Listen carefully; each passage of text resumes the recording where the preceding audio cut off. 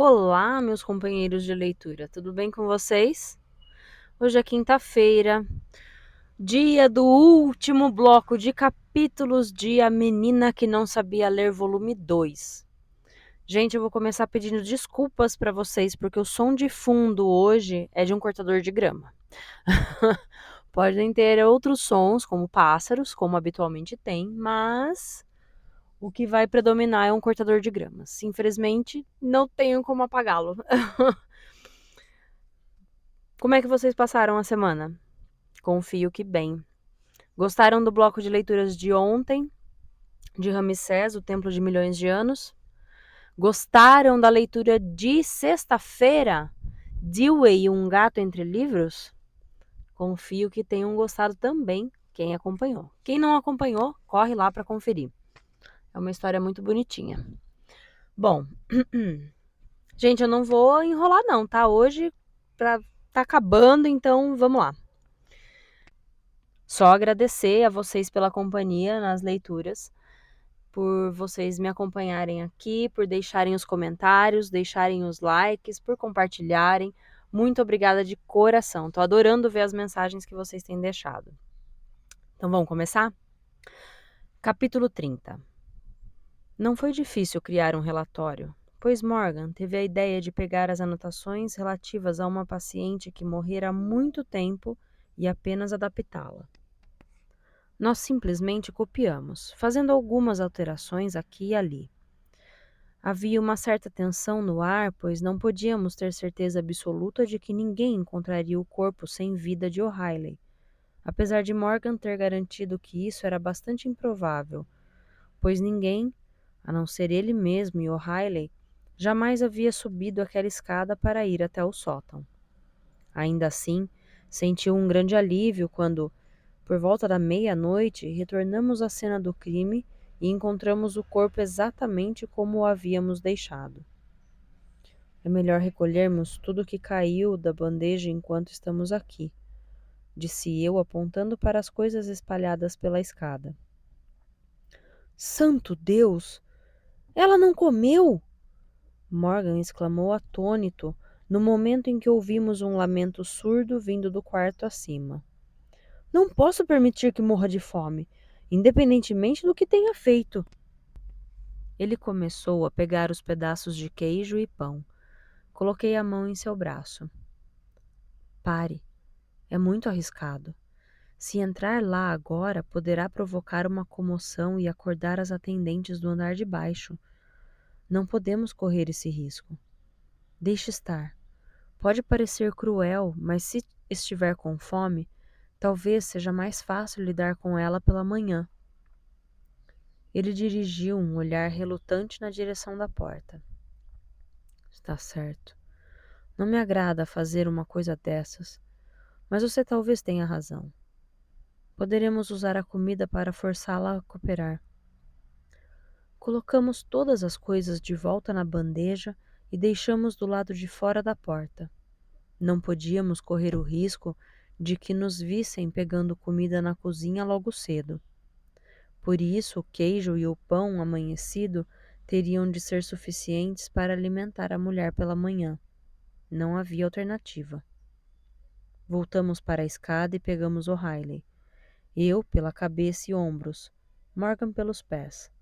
O corpo era surpreendentemente leve para alguém que parecia tão forte quando viva.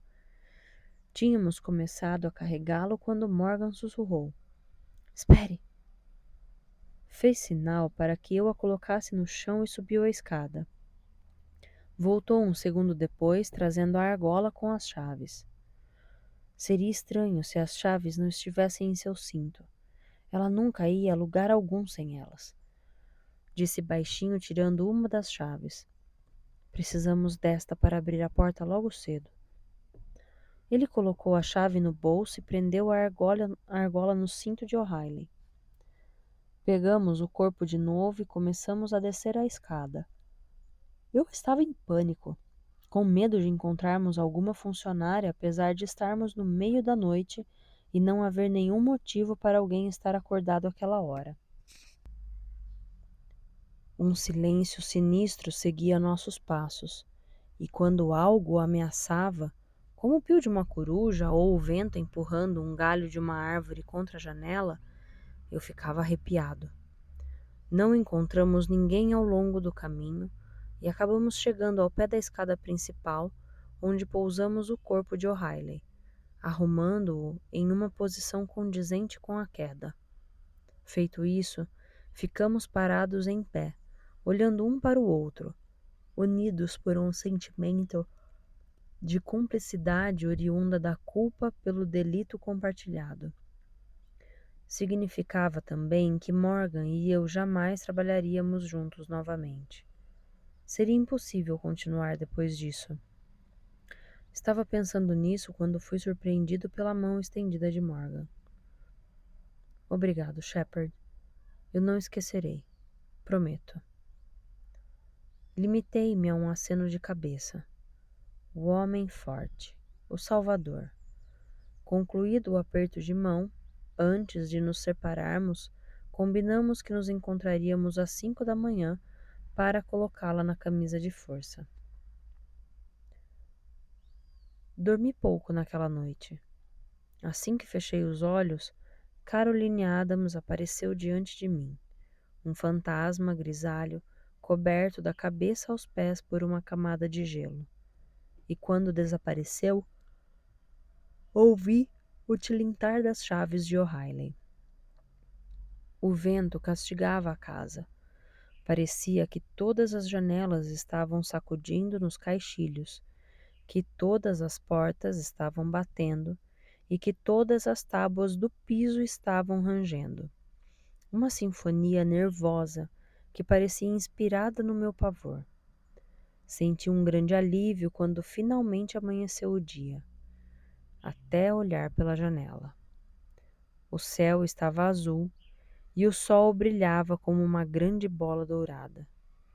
Apesar do pavor, olhei para o lugar onde deveria estar o Homem de Neve, mas ele havia desaparecido durante a noite. Os gramados diante da casa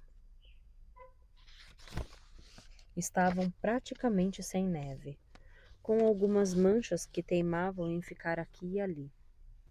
O calor que passava pela janela parecia lembrar o calor de julho, e não o frio de dezembro. Amaldiçoei os deuses que viravam as condições do clima contra mim. Percebi que era inteiramente possível que o corpo de Caroline Adams já estivesse exposto. Se não, logo estaria. Precisava deixar a ilha rapidamente, antes que fosse descoberto. Vesti-me apressadamente e fui ao encontro de Morgan. Ainda era muito cedo, por isso o hospital continuava mergulhado no silêncio. Ele estava esperando por mim do lado de fora da porta do quarto de sua esposa. Estava com um copo de água em uma das mãos e uma pequena valise na outra. Imaginei que talvez não tivesse uma valise para a estada de um dia no sanatório da cidade. Por isso lhe trouxe esta.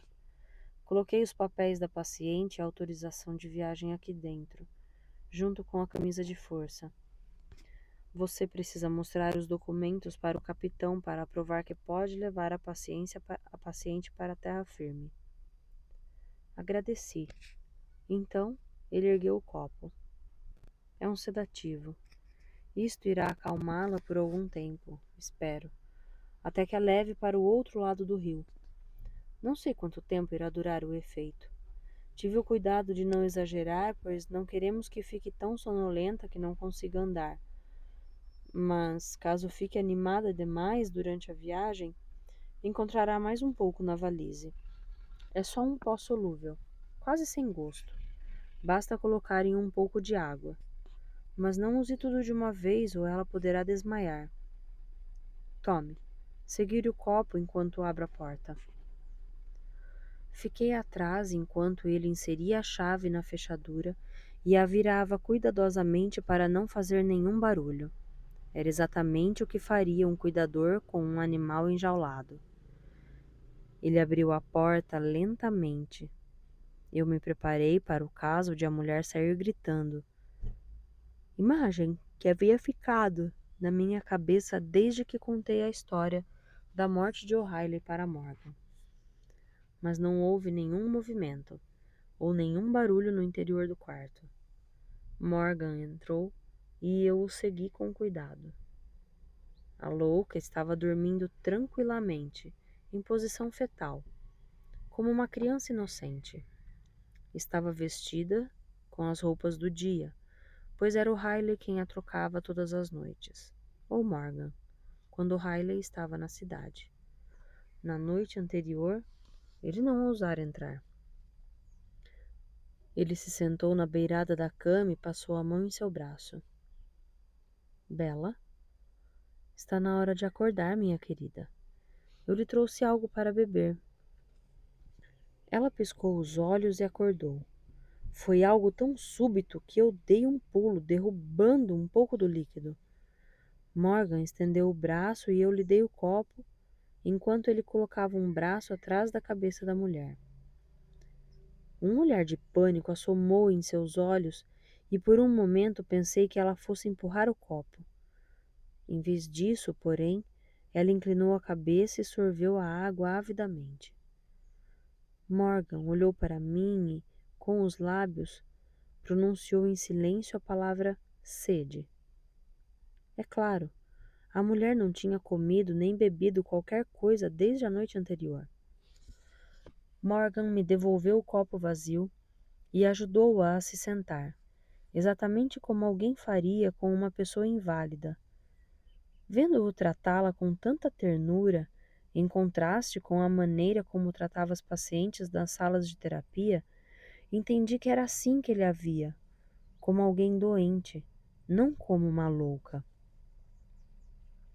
Pega a comida, disse ele.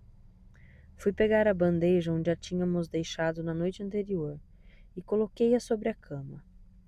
A mulher agarrou o pedaço de pão imediatamente, arrancando pedaços com os dentes. Ela devorou o pão e o queijo em poucos minutos e depois olhou em volta freneticamente como se quisesse mais. Morgan colocou as mãos nos ombros dela, acalmando-a com sons carinhosos. Ela sorriu e pareceu mais calma. Podia ver que o remédio estava fazendo efeito. Olha a valise, Morgan disse para mim com a voz baixa e calma. Saí e abri a valise. Encontrei uma camisa de força junto com o relatório da paciente e a autorização de viagem. Também vi um saquinho de papel, que imaginei ser o sedativo em pó. Peguei a camisa de força e fechei a valise. Tive o cuidado de levar a camisa de força escondida atrás de mim, ao voltar para dentro do quarto. Morgan estava falando suavemente com a esposa. Ela estava olhando para ele e não prestou atenção em mim. Agora! Gritou Morgan subitamente e eu abri a camisa de força diante dela. Ele agarrou o braço direito da mulher que estava mais perto dele e o estendeu em direção a mim.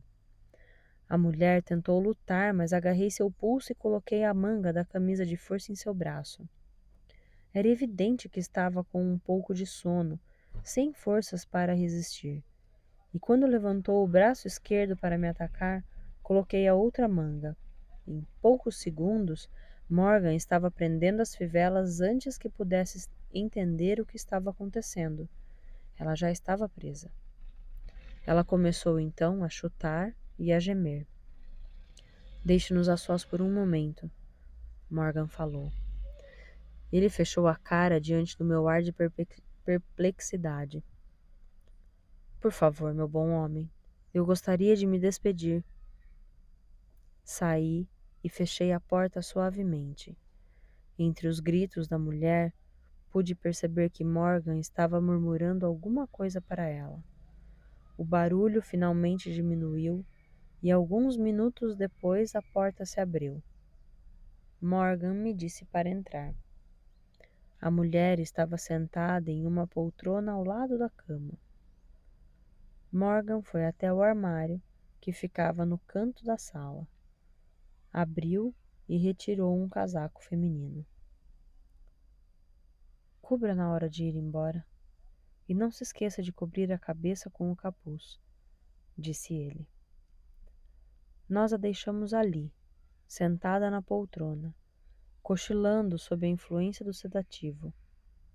Morgan consultou o relógio enquanto descíamos a escada rapidamente. Ao menos desta vez, não pelo hábito, mas por necessidade. Precisamos voltar para nossos quartos antes que descubram o corpo de O'Reilly, disse ele. Depois que nós dois a examinarmos, convocarei a reunião da equipe na sala do dia. Assim que começar essa reunião, você deverá sair por trás e levar Bella para o barco. Fim do capítulo 30.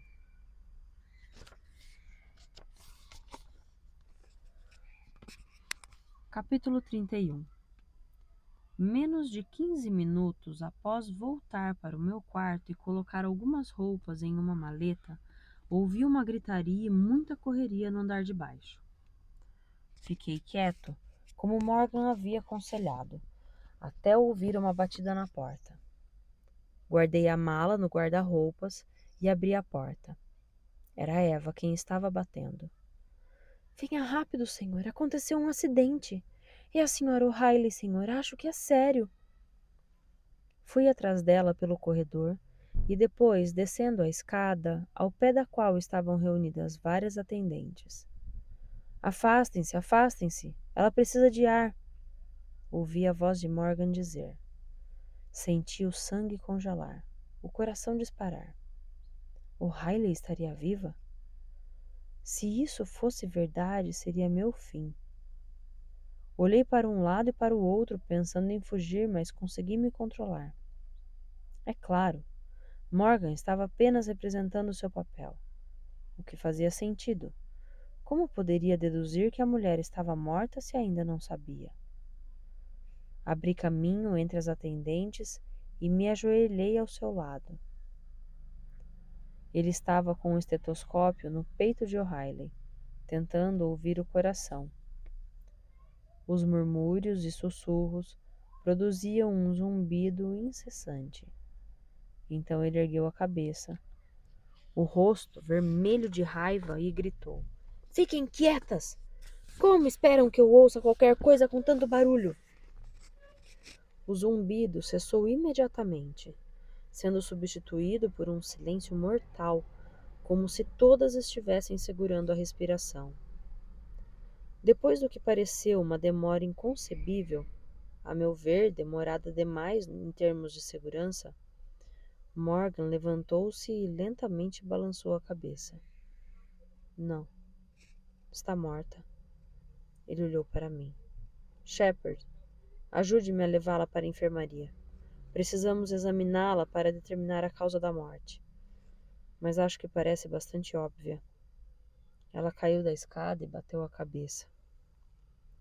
Ao me inclinar para levantá-la, tive uma inspiração para o improviso, dando a impressão de que não conseguiria carregá-la. Depois levantei-a cambaleando com o peso, como se nunca tivesse carregado um corpo na vida.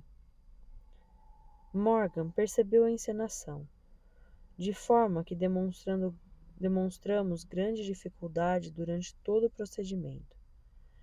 O engraçado foi que instintivamente pegamos a mesma parte do corpo que havíamos carregado antes. Percebi que o rosto de O'Reilly estava quase roxo, como se ao morrer estivesse com tanta raiva quanto a que demonstrava quando estava viva. Eu não consegui me arrepender do que havia feito. Enquanto as pessoas se afastavam para nos deixar passar, Morgan falou. Muito bem. Não há mais nada para ver. Por favor, retomem os seus afazeres. A atendente-chefe de cada departamento deve se encarregar das tarefas que costumavam ficar a cargo da Sra. O'Reilly. Falarei com todas daqui a pouco. Ele baixou a voz e falou com uma das atendentes que estava perto dele. Por favor, todas as pacientes devem ser trancadas no quarto após o café. Quero toda a equipe reunida na sala do dia às 8 em ponto. Ao chegar à enfermaria, Colocamos o corpo em uma cama. Morgan virou-se para mim e estendeu a mão. Boa sorte, Shepard. Não imagino quanto sou grato a você. Se tudo correr de acordo com o plano, nos veremos amanhã de manhã. Após o aperto de mão, voltei para o meu quarto, enquanto os pacientes tomavam o café da manhã.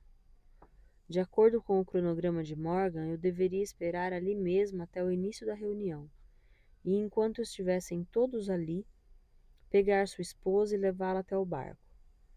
A questão é que eu já não estava mais interessado no cronograma de Morgan. A partir daquele momento, pretendia seguir meu próprio cronograma. Peguei a mala no guarda-roupa e terminei de colocar minhas coisas. Esperei um pouco enquanto as pacientes eram levadas da sala de jantar para seus quartos. Eu podia ouvir algumas delas reclamando por causa dessa mudança na rotina. Não pude deixar de pensar o quanto era estranha a rigidez institucional.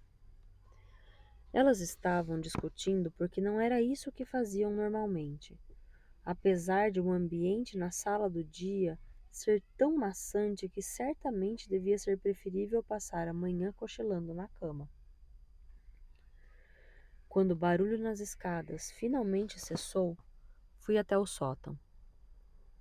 Abri a porta cuidadosamente, ainda apreensivo com a possibilidade de que a louca viesse para cima de mim como um furacão. Mas ela estava como a deixamos, sentada na poltrona, o olhar vazio. Peguei-a com um braço e coloquei-a em pé. Ela era pesada e não foi tarefa fácil, pois estava muito drogada para colaborar.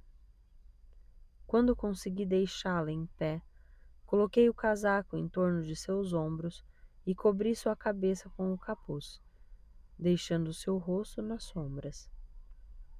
Vamos lá, querida, disse eu. Vamos dar uma voltinha. Ela estava dócil e não ofereceu resistência. Descemos as escadas, tarefa nada fácil, pois em seu sonambulismo ela tropeçava a todo momento e quase caiu algumas vezes. Mas consegui colocá-la contra a parede e estabilizá-la. Demoramos um século para chegar ao térreo. Não havia ninguém no corredor principal. Tanto as atendentes quanto as pacientes estavam fora do caminho. Não sabia o que Morgan estava fazendo, e eu, a essa altura, deveria estar saindo pela porta de trás. Se ele me encontrasse ali, certamente ficaria desconfiado. Corri com a mulher, praticamente arrastando-a até a segurança das salas de tratamento. Entrei com ela na sala de contenção e fechei a porta. Ela começou a dar sinais de consciência e percebi que Morgan não havia lhe dado sedativo suficiente para toda a viagem. No entanto, como eu não pretendia levá-la, era melhor assim. Se tivesse lhe dado mais, ela poderia ter desmaiado antes que eu conseguisse descer a escada com ela. Ela olhou ao redor, ansiosa como um animal encurralado. Fiquei tentado a colocar as mãos em seu pescoço e apertá-lo até matá-la, o que certamente facilitaria minha vida nos minutos seguintes. Mas isso poderia ser perigoso no longo prazo, pois acabaria por trazer à tona a verdadeira história de John Shepard. Se é que essa história viria à tona. Mesmo que Caroline Adams fosse encontrada, demorariam pelo menos um dia, talvez mais, para fazer a conexão com Shepard.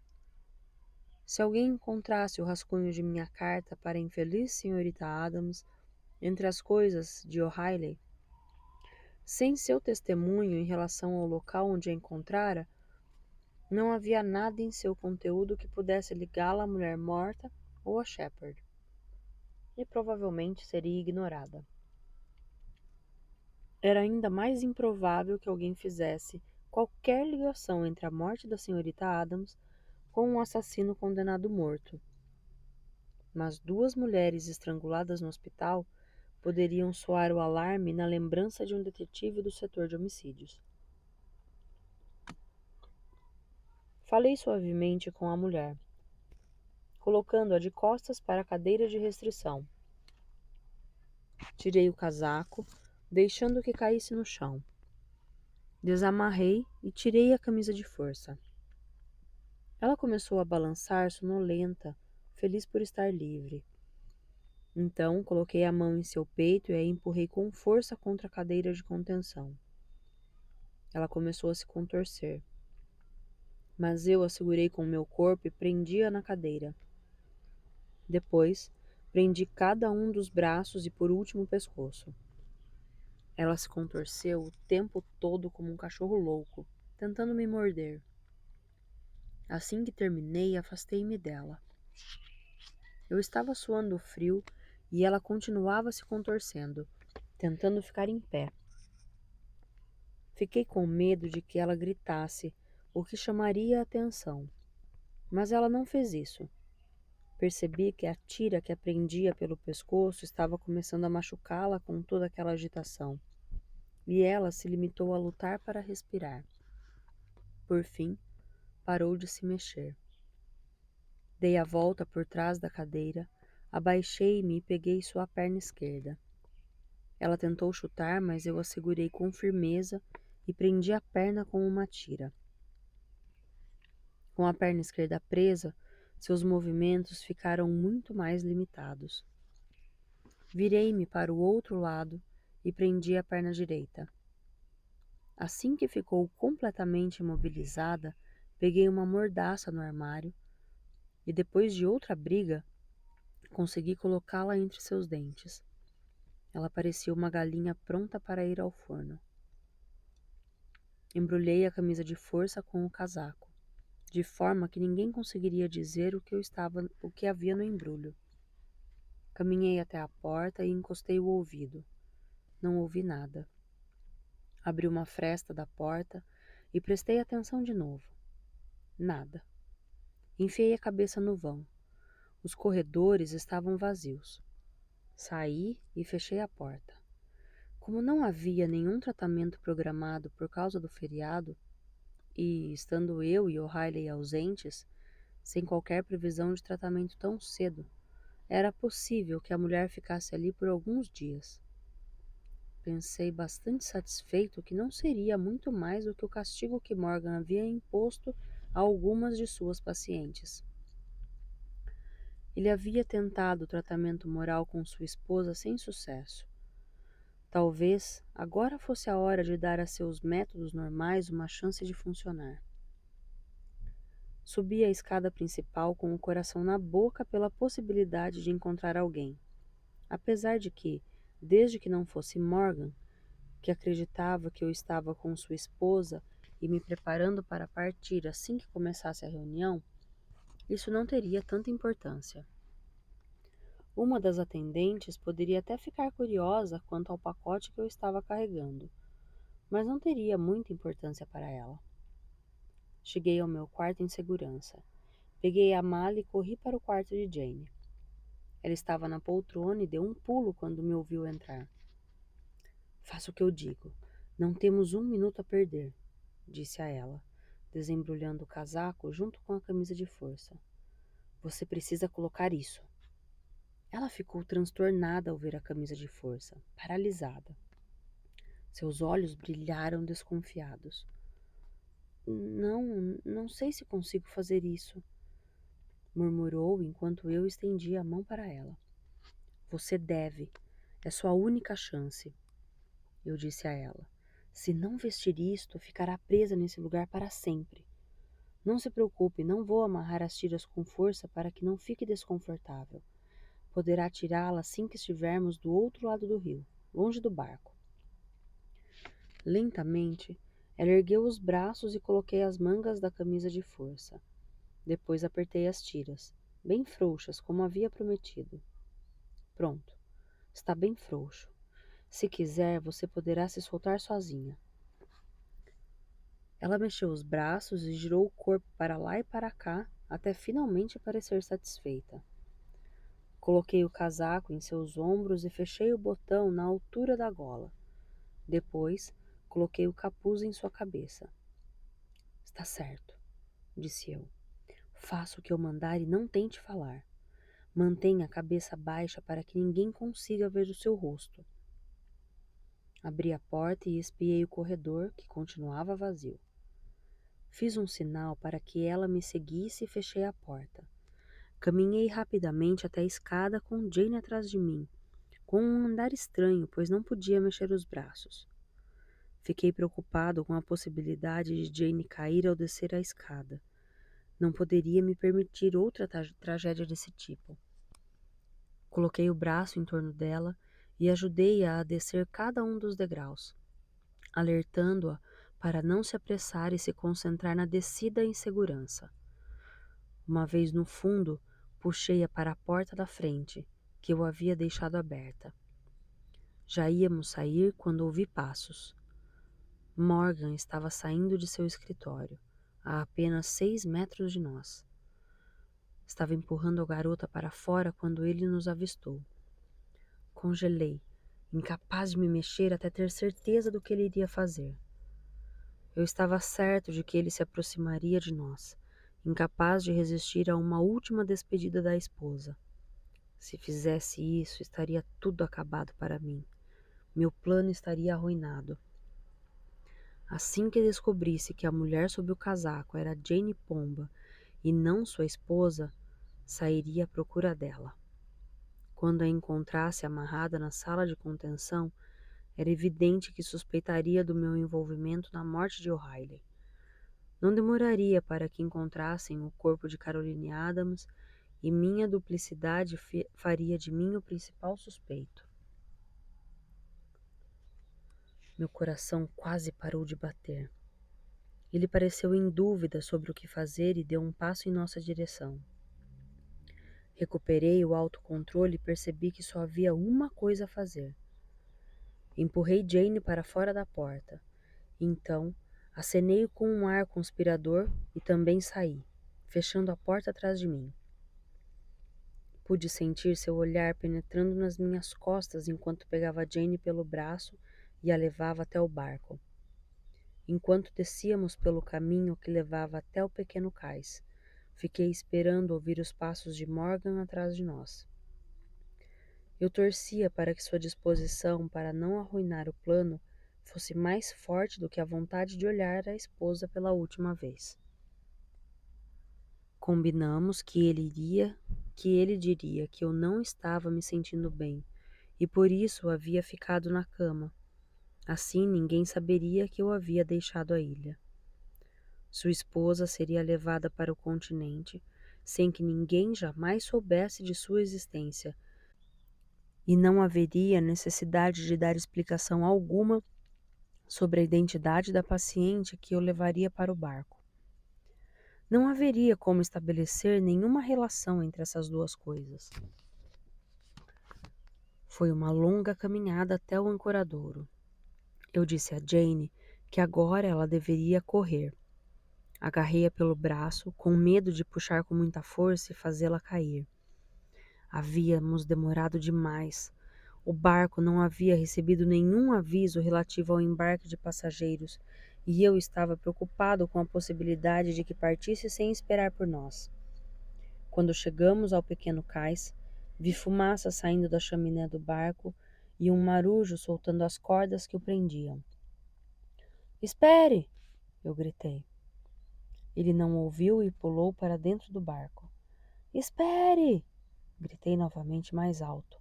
"Pelo amor de Deus, espere!" Dessa vez ele ouviu, e quando nos viu correndo, pulou para o cais e começou a puxar a corda para alinhar o barco no ancoradouro. Ele gritou para o outro membro da tripulação, que pegou outra corda e também pulou para ajudar o colega a acertar o barco junto ao ancoradouro. Um homem, que imaginei ser o capitão, saiu na porta da cabine e, vendo a cena, desligou o motor para que o barco parasse de puxar as cordas no sentido oposto. Os dois marujos finalmente conseguiram estabilizar o barco, e o capitão saiu da cabine para ver o que estava acontecendo. Era um homem velho, um lobo do mar com um chapéu de capitão e barba branca. Estendeu a mão e me ajudou a colocar Jane a bordo. Eu não fui avisado de que alguém embarcaria esta manhã, disse ele assim que conseguimos nos equilibrar no convés. Onde está a Sra. O'Reilly? Abri a valise, peguei a autorização assinada por Morgan e entreguei a ele. Alguma coisa me dizia que era melhor não falar nada a respeito da morte de O'Reilly. Não queria que o homem ficasse alarmado com um acontecimento tão fora do comum, mas silenciei, principalmente porque Jane Pomba ainda não sabia da morte da atendente-chefe. Não queria que ela pensasse na grande coincidência que era essa morte ter ocorrido logo quando decidimos fugir. Isso poderia despertar pensamentos desagradáveis em relação a mim. Está indisposta, murmurei. Sou o Dr. Shepard. Estou levando esta paciente para o sanatório. Ele pareceu satisfeito com a explicação e começou a examinar a autorização. Demorou um tempo considerável nessa tarefa. Decidi olhar para a água, tentando parecer descontraído para esconder a ansiedade. Meu receio era ver a qualquer momento alguém correndo ao nosso encalço. Olhei para o capitão, que continuava concentrado em sua leitura. Eu não conseguia entender se a demora era causada por alguma dificuldade de entendimento. Talvez não fosse tão instruído quanto queria fazer parecer. Ou se, como sugeria sua aparência, tivera no passado uma posição importante e, tendo sido rebaixado ao comando de um barco humilde usado para abastecer um hospício, queria arrogar-se o máximo de importância possível. Se estivesse realmente lendo, teve tempo para ler o documento inteiro pelo menos 10 vezes, mexendo os lábios enquanto fazia isso. Demorou tanto que quase me resignei à captura. Por fim, o velho tirou os olhos do papel e disse: O senhor vai levá-la sozinho? Sem nenhuma assistente? Estamos com uma equipe reduzida por causa das festas, e a Sra. O'Reilly estava indisposta. E esta aqui é muito dócil. Ele olhou para Jane, que havia baixado a cabeça de forma que seu rosto estava escondido pela sombra do capuz. Dócil, hein? Disse ele com um olhar desconfiado.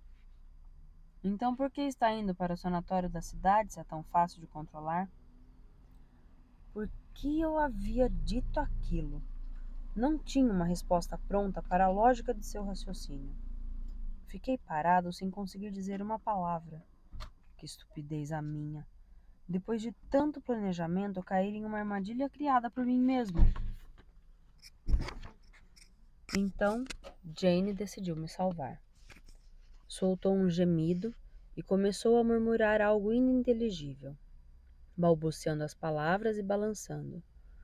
O capitão olhou para ela. Não consigo entender uma palavra do que está dizendo, querida, disse a ela, antes de virar-se para mim. Ela parece estar bêbada. Aproveitei a deixa, percebendo a intenção de Jane. Drogada, eu disse. Quer dizer, profundamente sedada. Acredite, o senhor não iria querê-la em seu barco. Na verdade, eu ficaria grato se pudéssemos agilizar os procedimentos, pois precisaremos da ajuda de vários homens quando passar o efeito do sedativo. Preciso deixá-la no sanatório antes que isso aconteça. Ele sorriu. Não se preocupe com isso, senhor. Nós o deixaremos do outro lado num instante. Então, ele acenou para seus homens, que soltaram novamente as cordas antes de pularem a bordo. O capitão voltou para sua cabine e o barco saiu. Como não havia uma cabine para os passageiros, ajudei Jane a sentar-se em um dos bancos do convés. A água estava agitada, fazendo balançar o pequeno barco. O barulho do motor dificultava qualquer conversa. Ficamos sentados, observando a popa do barco, enquanto a ilha ia ficando cada vez mais longe. Tínhamos conseguido. Estávamos em segurança, longe dali. O rio era largo naquele ponto e o pequeno barco demorou para chegar ao outro lado. Durante todo o percurso, fiquei de olho em ambas as margens e no próprio rio. Eu não sabia o que estava procurando, apenas sentia uma tensão subjacente, pois enquanto estivéssemos no barco, estávamos em outro tipo de prisão, da qual não poderíamos fugir. Por mais irracional que pudesse parecer, estava convencido de que um barco com uma dezena de policiais poderia nos interceptar a qualquer momento. Eu não me sentiria seguro até colocarmos os pés em terra firme, tendo ao menos a possibilidade de sair correndo. Mas a travessia foi feita sem incidentes e logo estávamos atracando no cais da cidade. Então logo baixaram o passadiço, ajudei Jane a sair e já ia segui-la quando vi o capitão se aproximando. Aposto como está com medo de que o efeito desse remédio passe logo, não está, doutor? Forcei um sorriso, antes de responder. Bem, eu não quero sofrer as consequências. Não me pagam o bastante para isso. Ele soltou uma gargalhada como se eu tivesse dito a coisa mais engraçada do mundo. Bom, então é melhor se apressar, senhor. Nós nos veremos amanhã de manhã. Eu me virei para ele surpreso. Amanhã? Eu não tinha ideia do que o homem estava dizendo. Eu não tinha a intenção de vê-lo nunca mais na vida. Amanhã? Disse ele, parecendo confuso. De manhã, quando voltar para o hospital. Ah, sim, é claro, que cabeça minha. Nos veremos amanhã. Idiota. Eu estava deixando o homem desconfiado. E pode apostar que não vou estar com tanta pressa para sair do barco, capitão. Falei, tentando parecer animado. Ele soltou outra gargalhada, e eu me virei para descer o passadiço com Jane Pomba. Minutos depois, estávamos em terra firme, e eu pensei comigo mesmo. Agora temos milhares de quilômetros para correr. Fim do capítulo 31. Capítulo 32. De repente, nós nos vimos em terra, em um cais usado por todos os tipos de embarcação. Não havia um terminal de passageiros ou instalações para viajantes. O barco da ilha era para fazer entregas e não para transportar pessoas. Precisei ajudar Jane, porque ela não conseguia andar direito com os braços presos. Além disso, as tábuas do cais estavam úmidas e escorregadias. Quando enfim conseguimos chegar a um terreno seco, ficamos olhando ao redor, completamente perdidos na periferia da cidade. Vendo nosso desamparo, um marinheiro que passava por ali parou e disse: Se forem por aquela rua, poderão pegar um táxi. Eu agradeci e seguimos seu conselho. Soprava um vento frio vindo do rio, e a rua estava coberta de lama. Como havia dito o homem, logo vimos um táxi. Verifiquei se o casaco de Jane estava bem fechado, para que ninguém percebesse a camisa de força. E fiz sinal para o táxi, pedindo que nos deixasse na estação ferroviária. Dentro do táxi, coloquei a mão por dentro do casaco de Jane e soltei as tiras da camisa de força. Depois, enrolei bem e guardei a camisa de força na minha mala, junto com as minhas roupas. Não podemos deixá-la aqui, sussurrei para ela. Seria percebida imediatamente pelo próximo passageiro e faria o motorista se lembrar de nós. Precisamos tomar cuidado para não deixar rastros que possam ser seguidos com facilidade. Chegamos à estação em segurança e nos dirigimos ao saguão principal, onde havia um grande quadro com os horários das partidas e todos os destinos dos trens matutinos. Iremos para St. Louis, disse a Jane. Estaremos longe bastante no oeste para que ninguém nos alcance. Pretende me levar junto com o senhor? Perguntou ela. Mas por quê? O senhor já me ajudou a escapar daquele lugar e para isso abriu mão do seu cargo. Se continuar comigo, arrisca-se a enfrentar mais problemas por me ajudar. Eu sabia que ela estava certa. Uma vez despertado o clamor público, sairiam à procura de nós dois e ficaria mais difícil evitar que reparassem em nós. Mas a verdade era que eu não suportava a ideia de desistir dela por enquanto. Eu havia me afeiçoado à sua companhia, depois de ter estado sozinho com minha cabeça por tanto tempo. E, no entanto, mesmo pensando assim, senti uma sombra passar por mim, aquele velho sentimento tão familiar que eu havia decidido enterrar de vez. Senti a pulsação acelerar e uma súbita sensação de fome na boca do estômago, quando coloquei as mãos por baixo do casaco para soltar a camisa de força. Quase desmaiei ao tocar seu pescoço longo e esguio. Será que não teria deixado os dedos ali pousados por mais tempo do que o necessário? Vou levá-la para St. Louis, onde estará fora de perigo. Aí decidiremos o que você poderá fazer depois. Vamos ver qual é o próximo trem. Nós dois examinamos o quadro de partidas. Ah, não tem nada em menos de 1 hora, ela disse. Olhei para ela e depois voltei a olhar o quadro. Ela tinha razão. Não havia nenhuma partida senão dali a 1 hora. Por um instante, não soube o que dizer. Minha cabeça estava girando e eu não conseguia pensar. Senti o sangue latejando nas têmporas. Olhei ao redor do saguão para ver se havia algum policial. Olhei de novo para Jane Pomba. Ela sorriu para mim. A personificação da inocência. Que grande tolo eu havia sido! Durante todo aquele tempo, todas aquelas longas semanas, eu estivera na presença de uma grande atriz. Ela havia me superado. Eu não tinha apreciado sua astúcia até então, quando ela cometeu o seu primeiro e único erro. Tentei não parecer perturbado.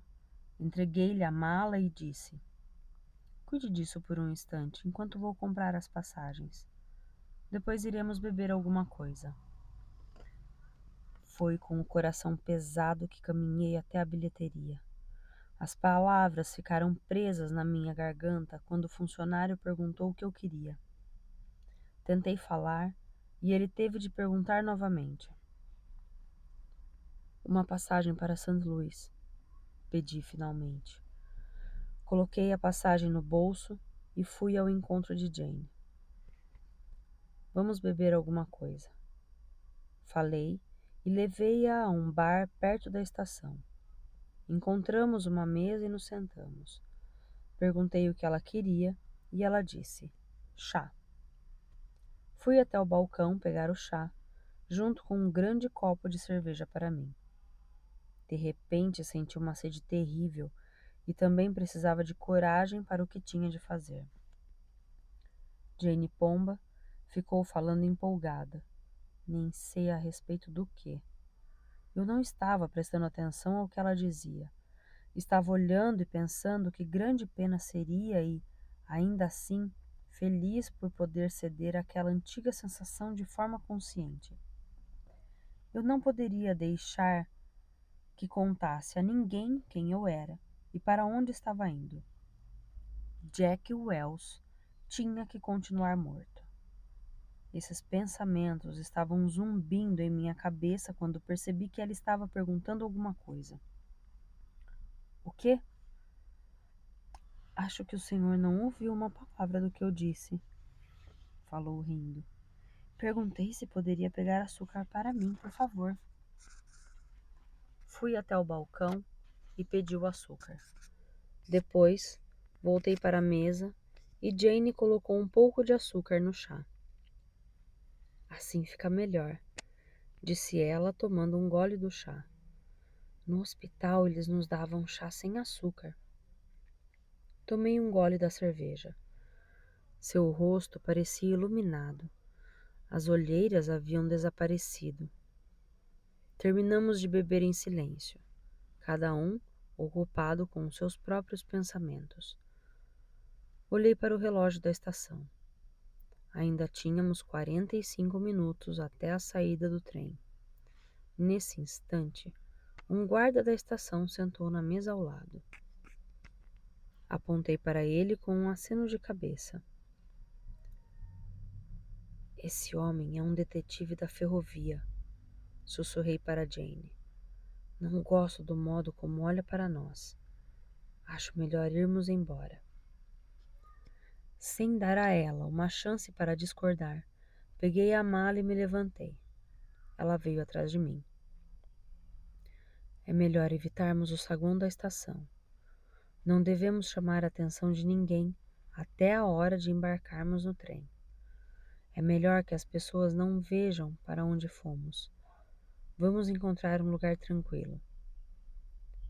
Meu coração começou a acelerar e eu podia sentir o suor na testa. Minha cabeça começou a girar e fui obrigado a buscar um apoio. Fizera coisas desse tipo tantas vezes, não podia fraquejar agora. Não podia permitir que meu comportamento me traísse. Eu a levei até o fim das plataformas. A última delas parecia uma linha secundária. Na ponta havia uma espécie de galpão para os trens. O teto havia cedido e as janelas da lateral estavam quebradas. Parecia abandonado e sem uso. Minhas pernas estavam bambas e minha voz parecia pastosa quando eu disse: Vamos até lá.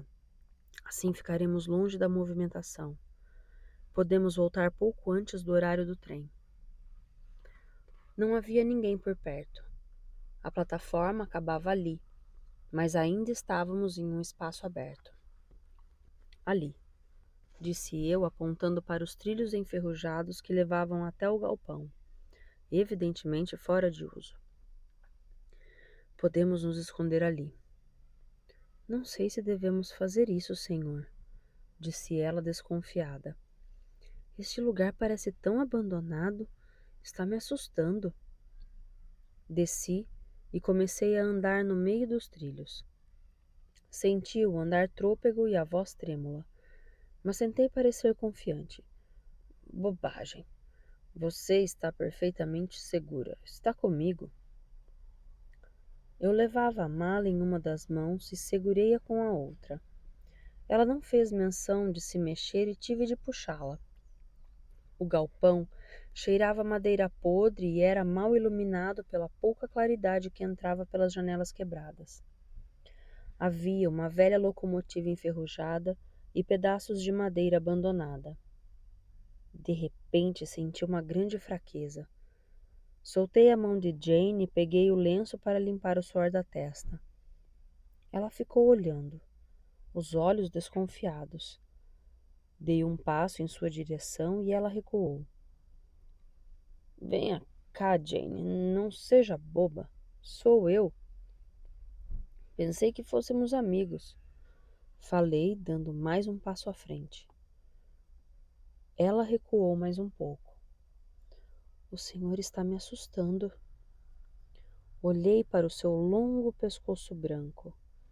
Lembrei-me do pescoço de Caroline Adams, do barulho dos ossos quebrando. Lembrei-me de todos aqueles pescoços pálidos de todas as galinhas mortas. E então, inexplicavelmente, havia duas Janes diante de mim. Não, três. Mais girando ao meu redor. Minha cabeça girando como um peão. Tenho de admitir que você me enganou, Jane. Você me fez de bobo até hoje, até cometer seu único erro. O silêncio foi quebrado pelo som distante de um apito de trem. O senhor está falando do quadro de partidas? Eu sorri. Não foi um erro, senhor. Dei mais um passo em sua direção, mas desta vez ela não saiu do lugar. De repente, a terra começou a afundar e pensei que fosse um terremoto. Mas não era a terra que estava se mexendo. Era eu. Eu me curvei. Estava passando mal. Caí de joelhos. Queria ver o que o senhor iria fazer. Ver se ia revelar o lado que o jornal mostrou. Ah, que homem malvado o senhor é. Não devia ter tentado me manipular, Jane. Agora você vai descobrir o quanto posso ser cruel. Esta febre maldita não irá me impedir. Não é uma febre, senhor. É o sedativo que peguei na mala enquanto o senhor foi buscar o açúcar. Coloquei na sua cerveja. Acha mesmo que eu o seguiria até um lugar deserto como este? Ergui a cabeça. Ela estava olhando para mim como se eu fosse um cachorro. Caí aos seus pés com o rosto no chão. Ela passou por cima de mim e pegou a mala. Ouvi quando abriu o fecho. Depois, começou a mexer em mim. Eu não conseguia mover um músculo. Em que bolso o senhor colocou a passagem? O senhor comprou só uma passagem, não foi? Não iria gastar dinheiro com uma passagem que não pretendia usar. Tentei falar, mas não conseguia emitir som algum. Meus olhos estavam pesados e eu lutei para mantê-los abertos. Vi quando ela enfiou a passagem no vestido. Ela se inclinou sobre a mala, mas minha visão estava nublada e só conseguia enxergar o contorno de sua figura. Senti suas mãos em mim, puxando-me, e depois mais nada. Tudo ficou escuro.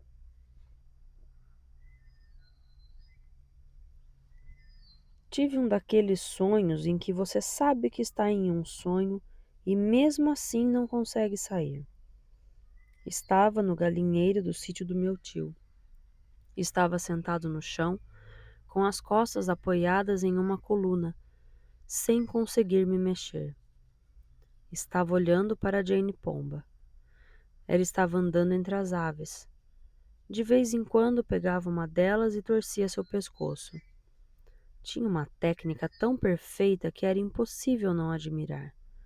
Eu queria aplaudir, mas não conseguia mexer as mãos. Meus braços estavam completamente adormecidos. Então, ouvi a voz de um homem e senti uma mão em meu ombro me sacudindo. Fiz um esforço enorme para abrir os olhos. Quando finalmente consegui erguer as pálpebras pesadas, vi 2 policiais diante de mim. Tentei ficar em pé, mas os meus braços estavam presos. Olhei para baixo e vi que eu estava usando a camisa de força. Exatamente como dizia o bilhete, ouvi um dos policiais dizer. Em uma camisa de força.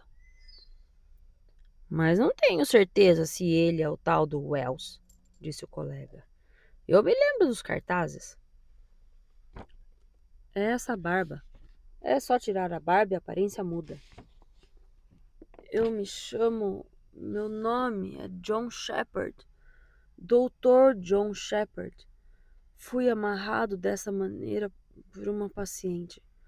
Agora, por favor, me soltem. O primeiro policial balançou a cabeça. Ah, não. Não, senhor. Acho que não podemos fazer isso. Precisamos levá-lo para a delegacia e ver o que o capitão tem a dizer a respeito de tudo isso. Eles se inclinaram e me pegaram pelos ombros, colocando-me em pé. Irei com os senhores de bom grado se tirarem esta coisa. Não sou maluco. Pode ser, senhor. Mas se não se importa, acho que vamos deixar as coisas como estão por enquanto. Assim não precisamos usar as algemas. Eles me levaram. Tive a sensação de que minha cabeça iria explodir quando ouvi subitamente o apito de um trem. Mas talvez não fosse nada disso. Talvez fosse apenas uma impressão. Fim do capítulo 32. Muito bem! E aí, gente? O que vocês acharam desse livro? Eu adoro histórias com reviravoltas e finais surpreendentes. Muito bem.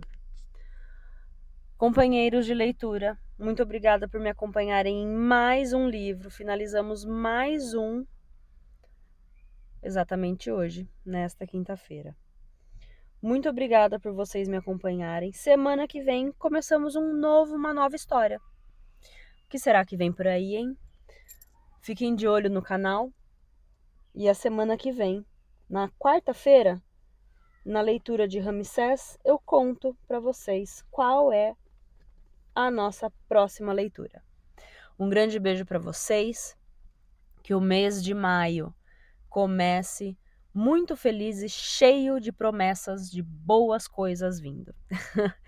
Tchau!